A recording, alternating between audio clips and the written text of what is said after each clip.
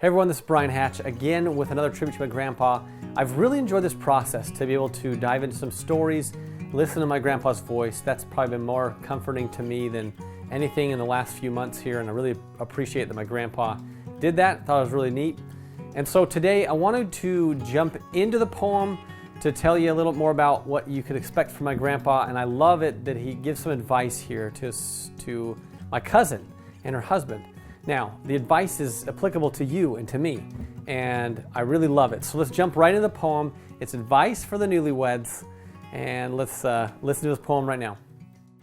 This is one I wrote for my granddaughter Melanie when she got married. I recited at her wedding.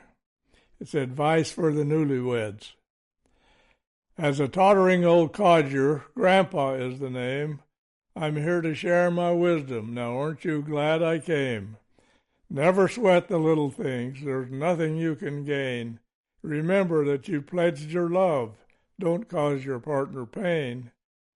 She has found the perfect man. What more could she desire? He's her knight in shining armor who sets her heart on fire. And he has found the perfect gal to help him through his life. She's everything he's waited for. She'll be the perfect wife. But wait, he's found a tiny flaw that bothers him a little. The toothpaste tube is out of shape. You squoze it in the middle. Oh, don't you know there's no such word? You really should say squeezed. And I suppose you'd say I snows instead of that I sneezed. He didn't hang his trousers up, but left them in a heap. I must chastise him properly before I go to sleep. Oh, must we talk about this now? Can't it wait till morning? You know I need to get my sleep. You must have heard me snoring. Those little things you'll notice about each other later. Don't grab them up, but drop them just like a hot potato. He can be a perfect husband. She can be a perfect wife, but not a perfect person, and that's a fact of life.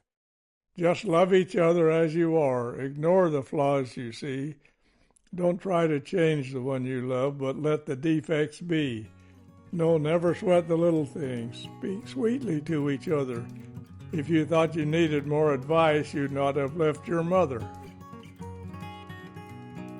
I absolutely love listening to my grandpa talk about marriage, and obviously to not sweat the small stuff. It's so funny how that's almost universal, that everybody gets something gets on your nerves about your spouse, and it just kind of bothers you, right? And I love my grandpa's take. I'd love to hear from anybody that knows my grandparents.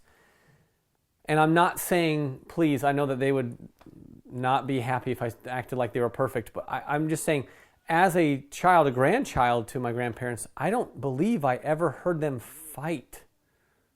My memory is really bad. And I'm not saying that they didn't. Hear me clearly. I don't remember hearing them fight. So maybe they did a really good job on doing it in private. I don't know.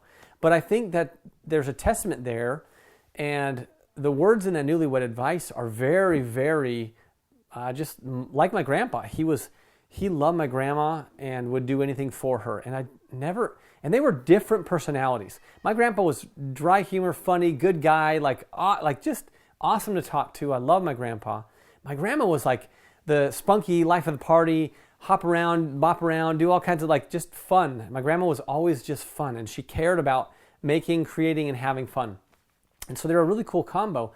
But that could tend to a lot of disagreements of my grandpa might be thinking differently, and my grandma might be thinking differently. I knew that they saw differently on travel, like going and traveling the world, but I'm sure they didn't agree on everything.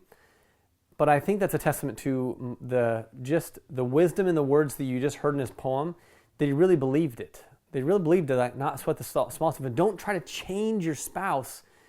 Just love them for who they are. And they'll create, you can't force or control somebody else. You can try, but it's not going to work. It's not going to serve you in a marriage by any means. And so if you let your spouse be who they are and become their best, then man, you get the best ticket. You get to watch this person grow and be awesome instead of trying to control and change them. And that's something that I've learned by lots of error and trial from my marriage over the past 13 years. I love my wife, I love my grandma, and I love my grandpa. I'm grateful for their example on what a marriage should look like and how you should support one another. And I look forward to seeing you guys next week.